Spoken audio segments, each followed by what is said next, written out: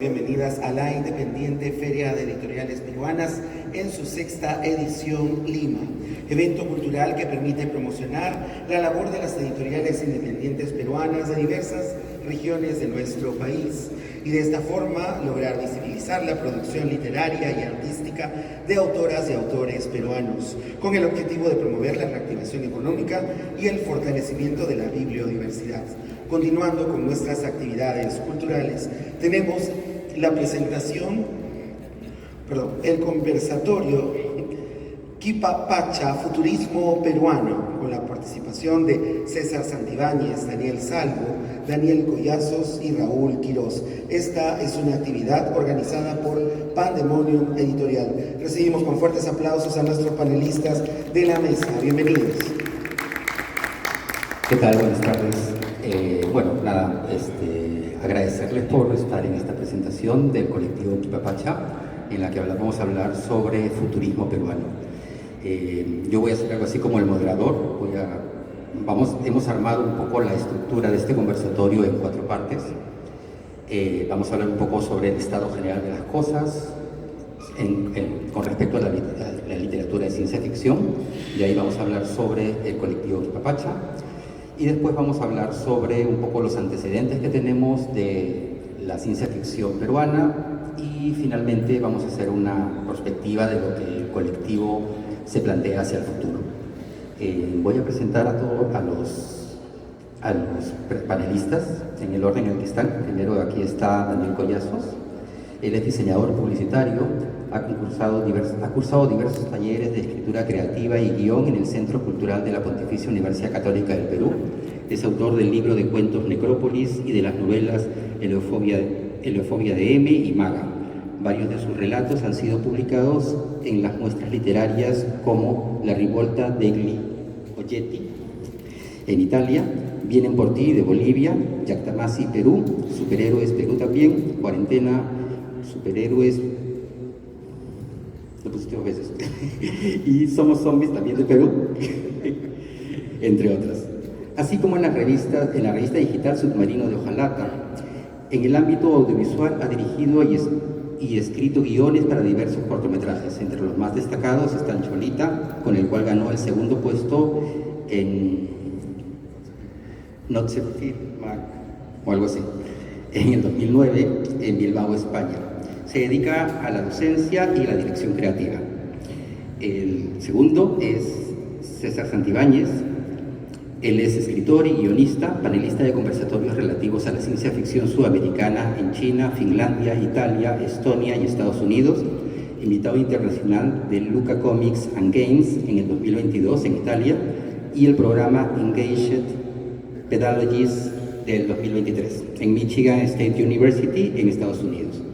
Es editor de Yactamasi, una antología de ficción especulativa peruana, editada por Pandemonium Editorial en el 2021, y coeditor de La Rivolta degli Oggetti de Future Fiction Roma 2023.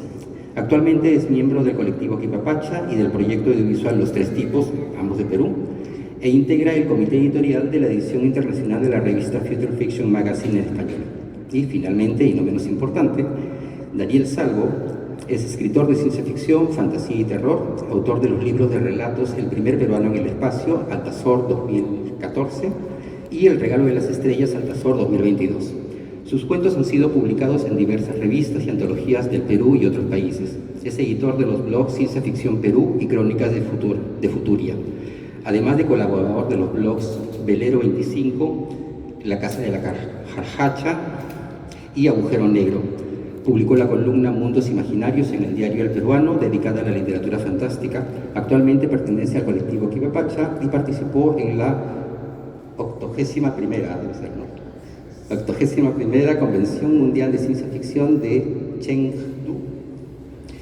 Es el WorldCon del 2023, en el marco de la cual se otorgaron los premios Hugo 2023, realizada recientemente en China, en la que también participaron Tanya Tinyala y César Santibáñez, miembros del colectivo Quipapacha.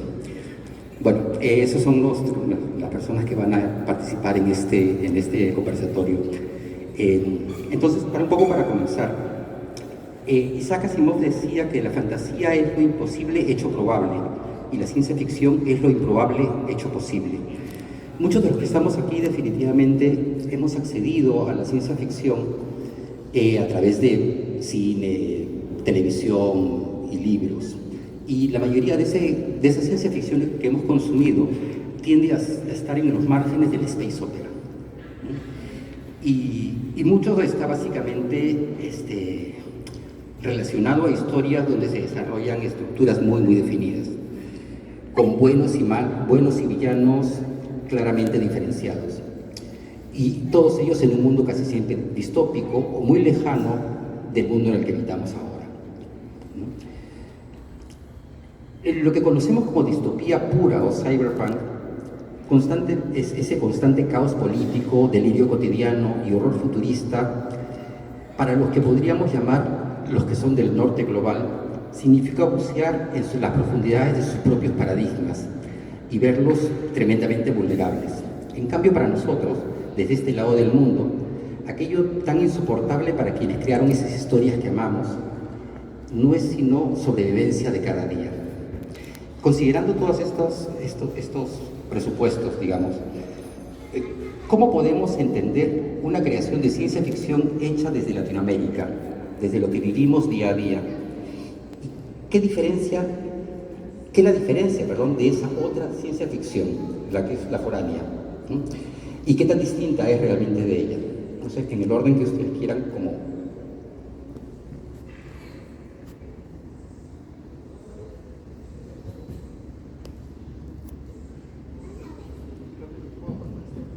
Aló. Gracias por la invitación del día de hoy. Respecto a la pregunta que mencionas, Raúl, bueno, yo creo que es verdad que tenemos mucha influencia o hay mucho trabajo de space opera en lo que es la literatura de ciencia ficción, digamos, foránea, ¿no?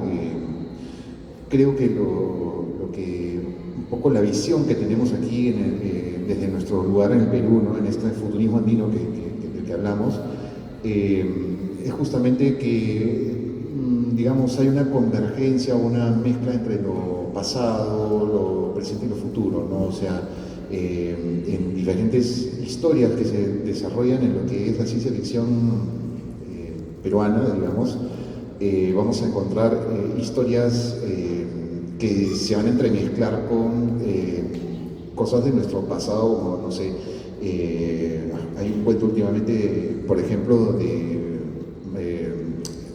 de la leyenda de Mamaoyo, ¿no? Por ejemplo, ¿no? Que tiene que ver un poco con la ciencia ficción, o bueno, está llevado por ese lado, ¿no? O tenemos el impacto también social o el impacto político, ¿no? El impacto político, cómo nos afecta a nosotros, nos afecta de forma distinta como sociedad, ¿no? Como un país multicultural, por decirlo, y con regiones también bastante diversas, ¿no? Entonces creo que hay una visión totalmente distinta, ¿no? Hay un cuento, por ejemplo, de Daniel Salvo maravilloso, que se llama El regalo de las estrellas, ¿no? Que es una ciencia ficción que no, digamos, no tiene que, digamos, no se ubica en la ciudad, sino que se ubica en el campo, en una provincia, por ejemplo, ¿no? Entonces hay una diversidad, ¿no? Incluso vuelvo a mencionar, perdón mi fanatismo, pero vuelvo a mencionar a Daniel Salvo con un cuento que mezcla a un chasqui con digamos, no sé si es un gran spoiler, pero tengo que decirlo, un chasqui con superhéroes, por ejemplo, ¿no? Entonces hay una ciencia ficción que hay una fusión, ¿no? Hay una fusión de cosas. Creo que ese es el aporte interesante que quizás le damos nosotros. Seguramente César tendrá cosas más interesantes que yo que decir. ¿Qué tal? ¿Cómo están? Muy buenas tardes, gracias por venir.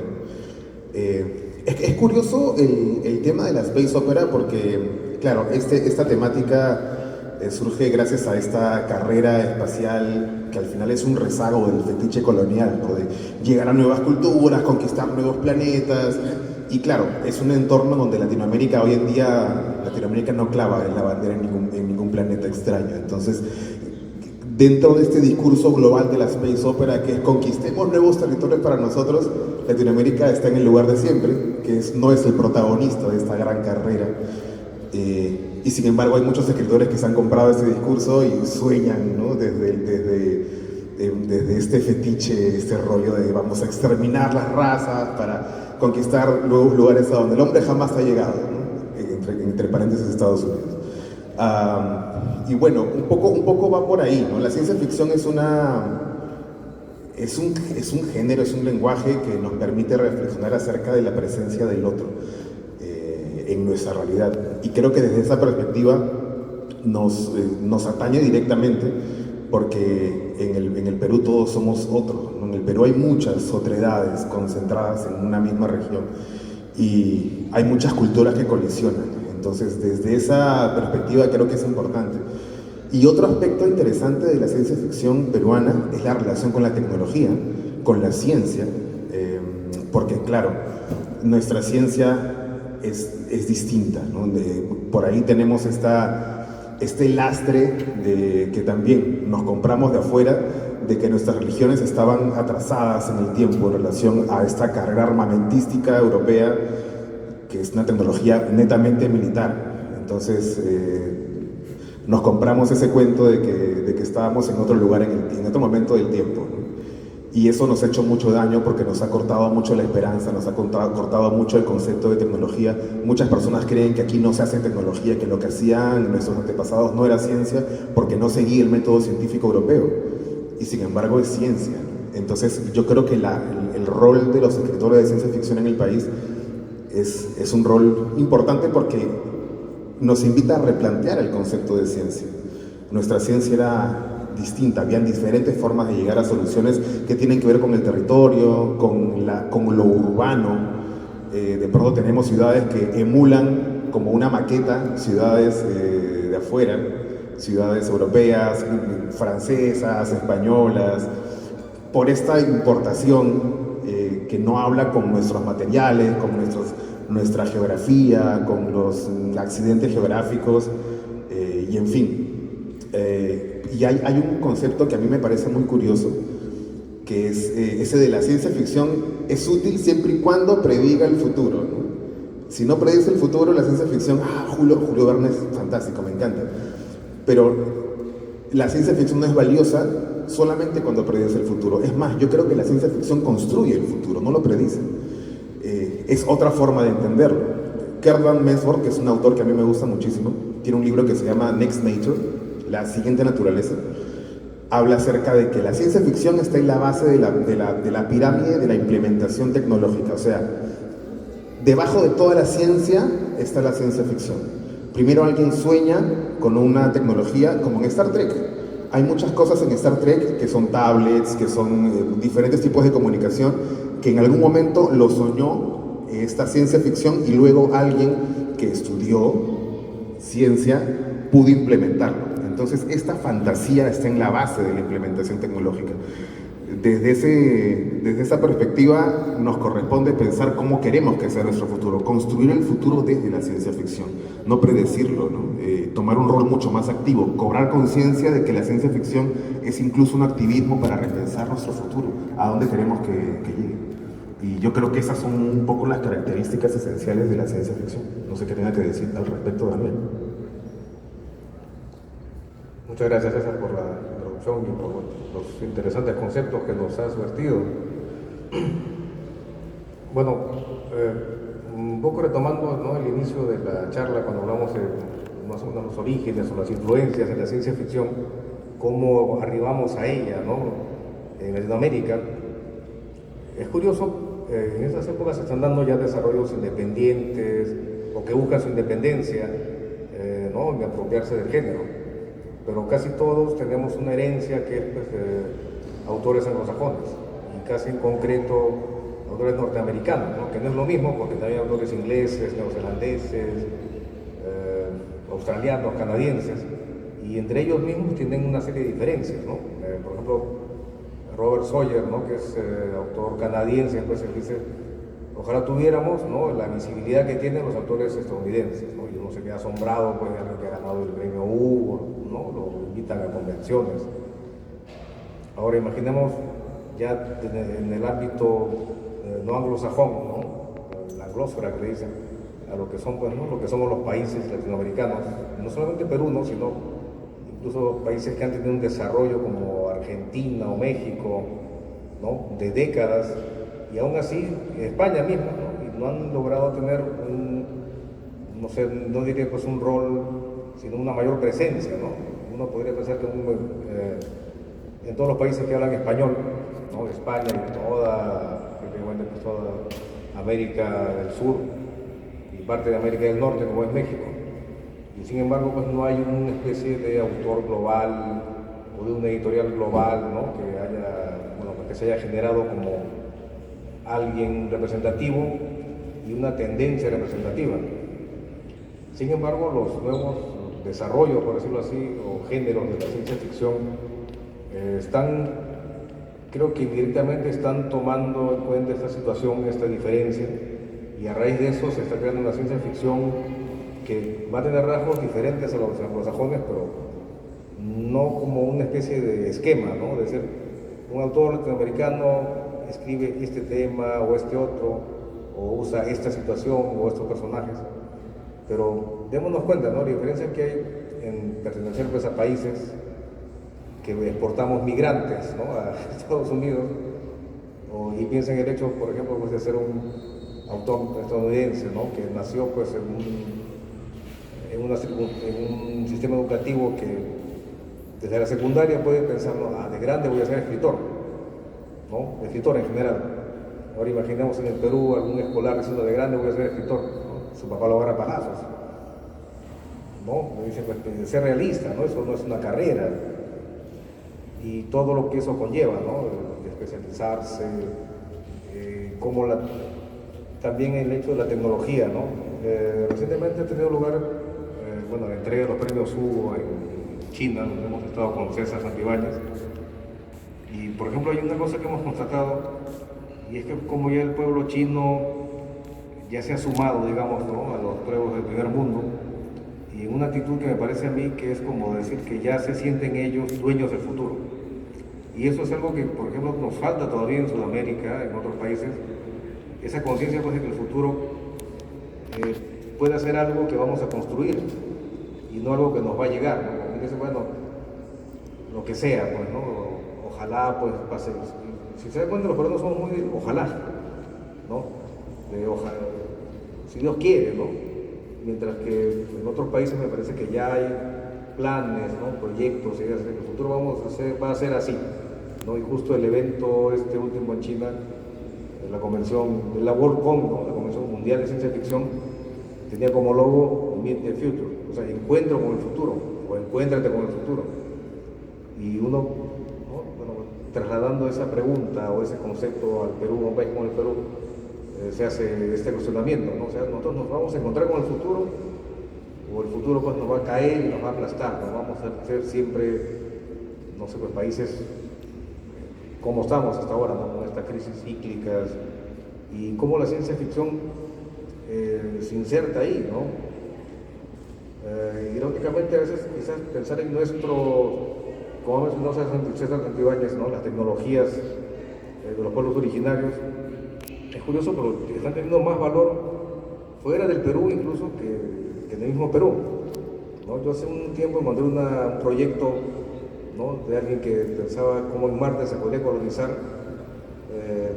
por decir, encapsulando un cráter y utilizando la técnica de los andenes en las laderas para de esa manera obtener una ecología sustentable, ¿no? O sea, la antigua tecnología de los andenes exportada del espacio exterior. O también, bueno, pues dentro de lo que sería, ¿no? Los otro tipo de manejos o la exploración del uso de las plantas, ¿no? La Amazonía, cómo ahora se puede obtener otro tipo de planta que ayudase a generar oxígeno o otro tipo de gases, y entonces se generen atmósferas sustentables. O sea, cosas que los peruanos mismos a veces ignoramos y no las entendemos o no las queremos entender, y se convierten pues en un insumo vital para otros países. Y después hablamos de apropiación cultural y esas cosas, ¿no? Pero es que nosotros a veces no queremos verlo. Y pienso pues que en el momento actual, ¿no? Que parece grupo, bueno, varios grupos que se han interesado en la ciencia ficción, no solo leerla, sino escribirla. Quizás ese rol que en otros países cumplen entidades estatales, ¿no?, o académicas, los escritores y escritoras de ciencia ficción podríamos cumplir ese rol, ¿no?, un poco de encontrar, ¿no?, traer el futuro para el Perú y bueno, para Latinoamérica en general.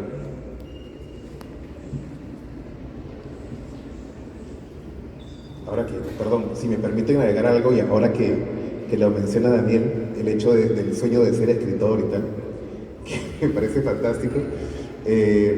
Hay una de las cosas que me impactó muchísimo en Cabo Cañaveral, la NASA, ¿no?, que tiene su base, que es Cabo Cañaveral.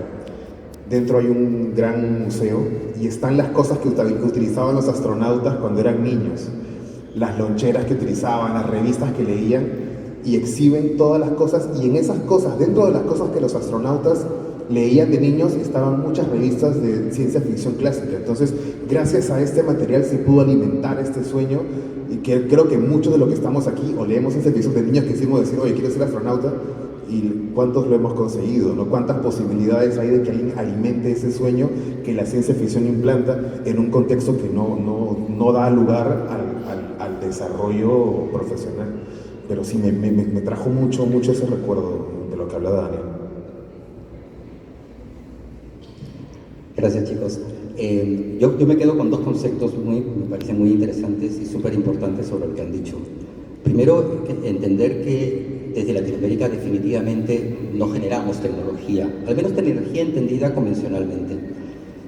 Y es por eso que de alguna manera lo que somos como que receptores medios pasivos de esa tecnología. ¿Mm? Y el otro concepto que gozaron un poco entre César y Daniel es sobre esa dicotomía en la que nos encontramos, si debemos abordar el futuro, esperar que él llegue o crearlo desde nuestras propias realidades, ¿no? Y quizás lo que ha hecho la ciencia ficción latinoamericana es no ser tan estrictamente enfocada en lo tecnológico, en la biología, en la astronomía y ese tipo de cosas, sino se ha enfocado mucho más hacia las personas, ¿no?, hacia lo humano, ¿no? Y quizás la búsqueda que tenemos que hacer a través de la ciencia ficción latinoamericana sería cómo nosotros asumimos esa tecnología que viene de afuera y cómo la interpretamos desde nuestra propia subjetividad, ¿no? Entonces, un poco para ir al tema más bien del conversatorio, en el caso del Perú, y aquí ya abordamos más bien el tema de Quipapacha, ¿qué es lo que propone realmente el colectivo Quipapacha? ¿Cómo podemos encontrar esos vasos comunicantes con otras propuestas que se estén desarrollando en otros espacios literarios de la región? ¿Y cuánto de realmente novedoso podemos encontrar en el discurso que tiene Quipapacha como proyecto?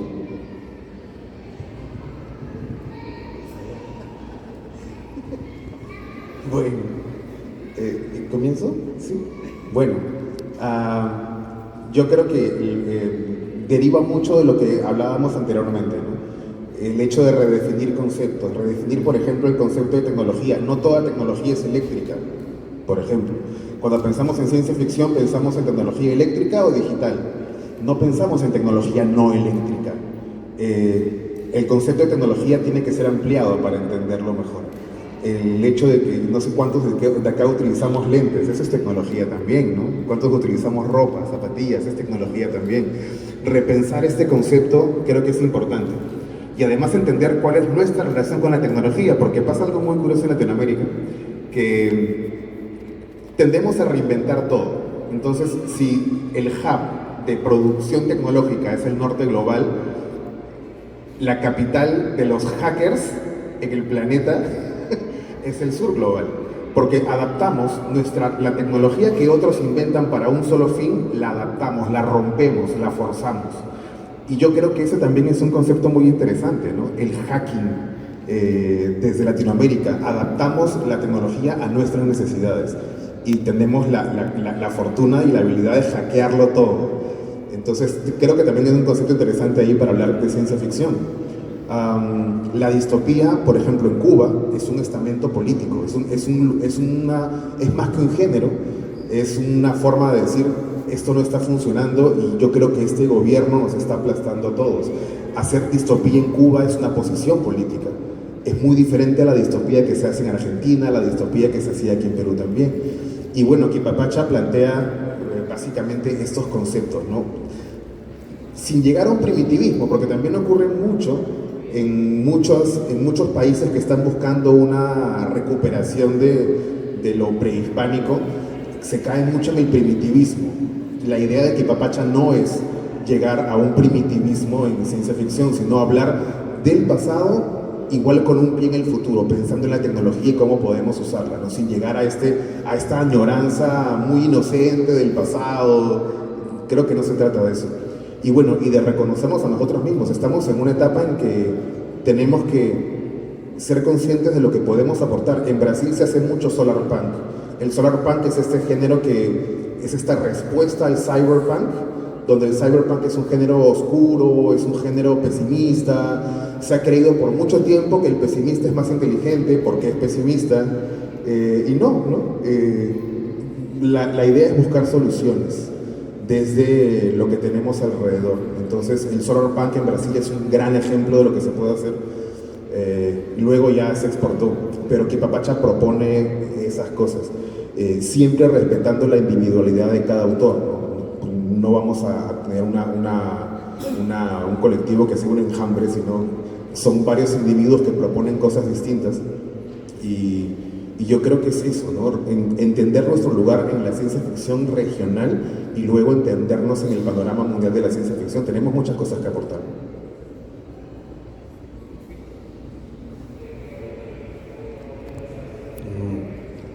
Bueno, una historia personal con Quipapacha fue conocer a César Santibáñez, a 3 tipos, ¿no? Los conocen también como unos excelentes divulgadores del género, entrevistadores acuciosos. Y bueno, a Tania Huerta, que no está presente, que me hubiera gustado agradecerle su presencia porque es un poco, me convocó para Quipapacha, ¿no? Informándome cuál era la vocación, digamos, ¿no? El interés. Pues si, no lo recordamos, Quipapacha se podría traducir como futuro, ¿no? Se está enfocando, como dice César, en el futurismo andino y amazónico. ¿Qué quiere decir esto? Bueno, es un concepto que todavía me parece lo estamos manejando de una manera bastante plástica, ¿no? Y eso es bueno porque no hay una plantilla, ¿no? Que dicen, solo vamos a escribir sobre este tema o solo sobre el otro, solo este tipo de personajes, ¿no? Pero sí estamos, los más o menos 15 personas que somos en Quipapacha,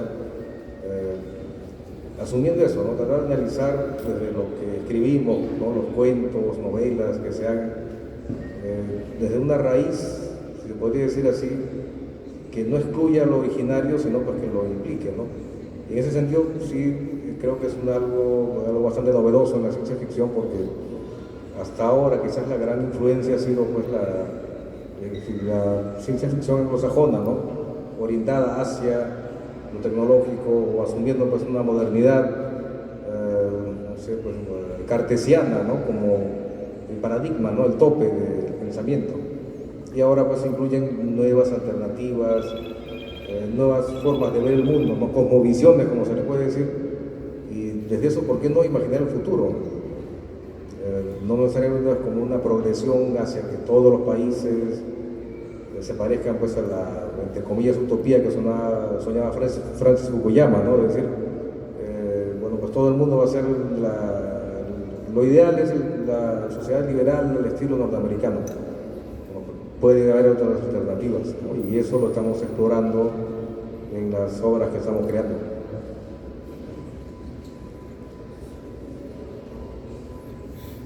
Bueno, yo creo que en cuanto a Quipapacha tenemos varios privilegios, ¿no? De repente voy a decir muchas cosas, infidencias, de repente no son tan infidencias, ¿no? Pero tenemos un grupo, hay una conversación casi diaria, y el colectivo colectivo de alguna forma también nos permite entender la tecnología como se está desarrollando ahora, ¿no? O sea, ahora al principio de año, yo siempre lo menciono porque es un tema que nos obsesiona de alguna manera, hemos comenzado con la inteligencia artificial, se ha comenzado a meter en nuestras vidas y eso ha estado mucho en la conversación en el colectivo, ¿no? Muchos de nosotros somos docentes, preocupados cómo va esto a influir en nuestras vidas, en la vida de las futuras generaciones, en nuestra forma de aprender. Entonces creo que también lo que propone este colectivo es un poco lo que decía César, ¿no? O sea, nosotros como peruanos, como peruanos tomamos la tecnología o entendemos la tecnología de una forma diferente, ¿no? Incluso a veces somos un poco conservadores, ¿no? Yo no es que me considere más inteligente, pero yo soy una persona muy negativa, no por inteligente, sino por paranoico de repente, pero la verdad es que creo que muchos de nosotros somos así, somos incluso muy conservadores en este país, ¿no? Hay una cuestión de tecnología y lo primero que pensamos es cómo me va a perjudicar esta tecnología, ¿no? Me ha pasado, justo conversando con algunos alumnos, el otro día no querían instalarse una aplicación porque pensaban que todos sus datos iban a estar en la aplicación. Ya todos los datos están en todos lados, ya desde que navegamos en Google, ¿no? Pero tenemos miedo, hay un miedo muy grande con la tecnología, muy primitivo de repente, ¿no? Y también el peruano tiene esta tendencia de utilizar la tecnología lamentablemente para muchas cosas malas, ¿no? No digo que todos, ¿no? Pero es lo que más nos suena. Entonces, todo ese diálogo, ese afrontar la nueva tecnología, no la antigua, la nueva tecnología, nos permite establecer pues un diálogo, nos permite proponer, ¿no? Porque al final, como dice César, no es el hecho de predecir el futuro, ¿no? También nos permite criticar cosas, como la ciencia ficción, nos permite ver cómo podríamos reaccionar ante determinadas tecnologías que de repente todavía no existen o que podrían existir, y también acordarnos pues de la tecnología que hemos tenido, digamos, antes, ¿no? Hablaban de los andenes, por ejemplo, ¿no? Ah, mira, eso es tecnología, ¿no? De repente descubres eso, o sea, es algo muy obvio de repente, pero lo descubres, ¿no? Y todo eso mediante, digamos, una actitud, digamos, lúdica, vamos a decirlo, mediante los cuentos, ¿no? Para terminar, solamente quisiera comentar, ¿no? Un hecho que nos sucede, digamos, a Raúl, a César y a mí, y nos invitan a dar una charla para una universidad para hablar sobre literatura de ciencia ficción, terror y fantasía, como herramientas pedagógicas, ¿no? Como herramientas para explicarles a los profesores de la universidad cómo pueden enseñar a través de la literatura de ciencia ficción, por ejemplo, ¿no? Y claro, nosotros estamos muy involucrados, pero también lo redescubrimos ahí, ¿no? Y es decir, podemos encontrar soluciones a través de la literatura de ciencia ficción, el hecho de imaginar, ¿no? Entonces, creo que si quisiera de repente desde mi punto de vista englobar todo lo que podría ser Quipapacha, es un espacio de diálogo no solamente de nosotros, sino es nosotros hacia todos los lectores, ¿no? O sea, que creo que ese es el propósito en realidad de la literatura, no simplemente entretener, sino generar un espacio de diálogo entre los que escribimos, entre los que leen, entre los que van a escribir, etcétera, etcétera, ¿no? Eso. Gracias, Daniel. Jacques Attali es un economista, político, un divulgador cultural e inclusive compositor musical argelí, me parece, pero él vive en Francia. Y tiene una frase que me gusta mucho que dice: hay que aprender a juzgar a una sociedad por sus ruidos, por su arte y por sus fiestas, más que por sus estadísticas.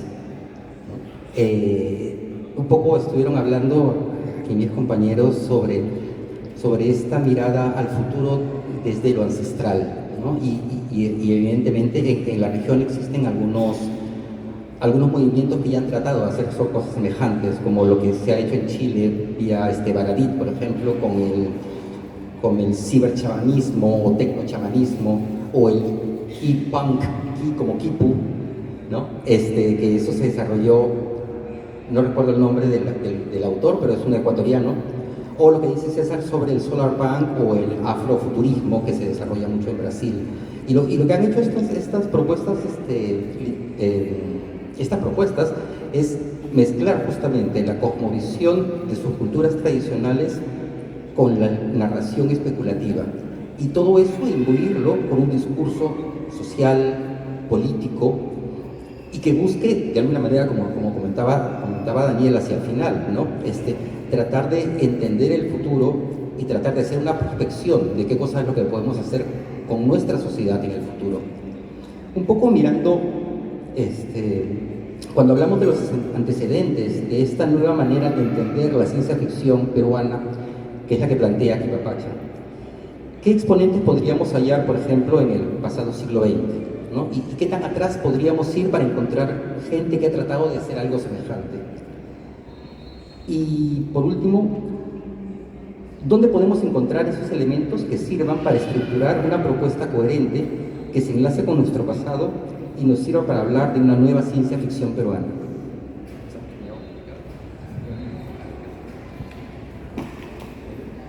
Bueno, yo creo que si queremos empezar a pensar en ciencia ficción latinoamericana, tenemos que empezar a leernos entre nosotros. Hay un problema muy grande en Latinoamérica, que si bien es cierto compartimos la misma lengua, no sabemos lo que está pasando en Argentina, lo que se escribe en Colombia, lo que se escribe en Chile, lo que se escribe en Bolivia. No tenemos acceso, ¿no? Gracias a este gran mercado editorial, que todo lo que nos llega tiene que pasar siempre por traducción de las casas españolas, las grandes casas, y lo que ellos traducen siempre es la ciencia ficción clásica. Ya no sé cuántas reediciones hay de Bradbury, ya no sé cuántas reediciones hay de Asimov, y está bien. A Bradbury y Asimov son tipos geniales, ¿no? Pero son personas que escribían acerca del futuro hace 50 años. Entonces, la ciencia ficción es un género que caduca muy rápido, porque la tecnología se actualiza muy rápido. Y mi pregunta, para un poco acerca de este tema que comenta Raúl, es ¿a cuántos latinoamericanos que hacen ciencia ficción ahora estamos leyendo, ¿no? El siglo XX es importante, estudiar la historia de la ciencia ficción en la región es importante, pero yo creo que también es importante leer lo que se hace hoy en día en ciencia ficción, porque la gente que habla de ciencia ficción hoy en día es la que está prediciendo un futuro que todavía no va a llegar. Cuando hablamos de Gibson y tal, son futuros que ya son casi retrofuturistas, ya pasaron, ¿no? 1984. Ya estamos ya a varios años de ese futuro que alguna vez imaginó Gibson. Entonces, ¿qué más hay? ¿Qué más hay más allá para no terminar empantanados en los supersónicos? Yo podría decir algunos autores que quizás conviene revisar, que es importante. En México está Andrea Chapela, Livia Brenda, Gabriela Damián, todo lo que hace Odo, lo que hace las escritoras de Urras. En Cuba, lo que hace Eric Mota, lo que hace Mayeli González, lo que hace Elaine Vilar, la antología de Prieto Punk, que se hace, que es muy buena, que es ciencia ficción caribeña, lo que hace Cristian Londoño en Ecuador, lo que hace Fabio Fernández, Tony Moraes, Ana Ruche en Brasil, lo que hace todo el colectivo del CIF en Chile, lo que hace Iván Prado en Bolivia, y Argentina, que es otro cantar, ¿no? En Argentina está Michelle Nieva, Claudia Boa, qué sé yo, Flor Canosa, Laura Ponce, Néstor Toledo. Es decir, hay nombres que probablemente no conocemos y están haciendo el futuro desde hoy. O sea, están hablando acerca de un futuro desde esta época. Y claro, revisar también lo que se hacía en el siglo XX es importante. Pero una vez más vuelvo al tema de que la ciencia ficción caduca muy rápido. Entonces, la inteligencia artificial es un fenómeno que nos ha ido en contra desde hace 2 años. ¿Quién escribía acerca de inteligencia artificial? Yo creo que lo que se hace ahora acerca de IA es mucho más valioso, porque el trauma lo estamos viviendo en este momento. El leer a la gente que está hablando de IA desde hoy es importante. Y yo siento que eso, ¿no? Nos sirve mucho leernos entre nosotros. Y me permito hacer el cherry a Future Fiction Magazine en español, que es la revista que estamos haciendo ahora, que Pandemonium tiene la edición nacional, que es una belleza, debo decir. y que estamos manejando también la edición internacional para toda América de habla hispana, porque justamente lo interesante de esta revista es que nos ayuda a leernos entre nosotros. El número 1, que salió hace unos meses, tiene ciencia ficción de Nigeria, tiene ciencia ficción de Israel, tiene ciencia ficción de China. Hay un ensayo acerca de Solar Punk, que es una traducción de Cristina Jurado, escrita por Francesco Verso desde Italia. Ese es un poco el sentido, ¿no? Leer lo que se hace ahora es importante. Solamente así podremos saber cuál es nuestro lugar acá. Esa es la idea.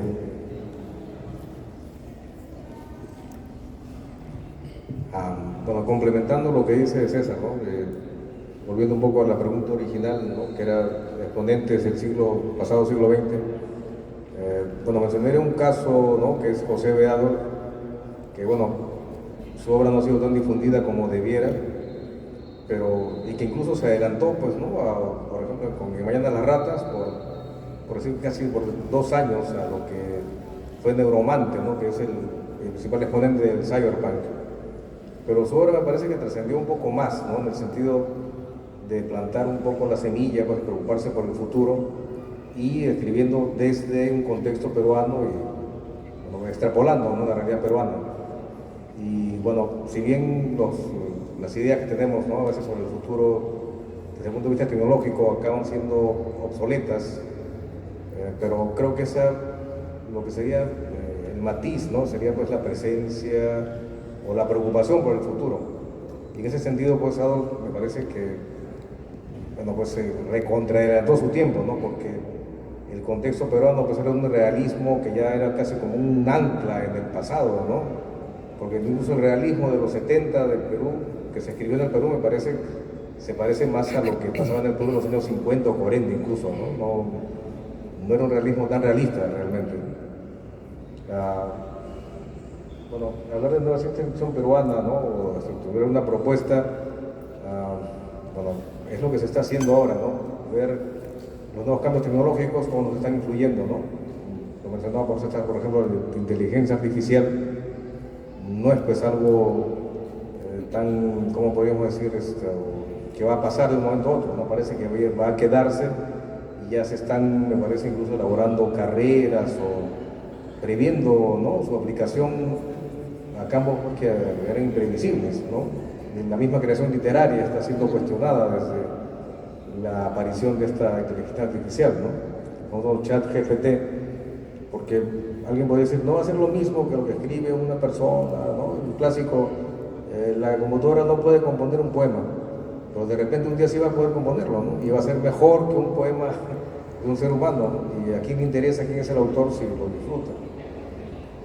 De modo que, bueno, pues lo que se haga de ahora en adelante, bueno, pues me parece que es más que recomendable, ¿no? Como estética, es más que atendible porque, bueno, está enclavada la idea del futuro, ¿no? Y cómo nos va a afectar.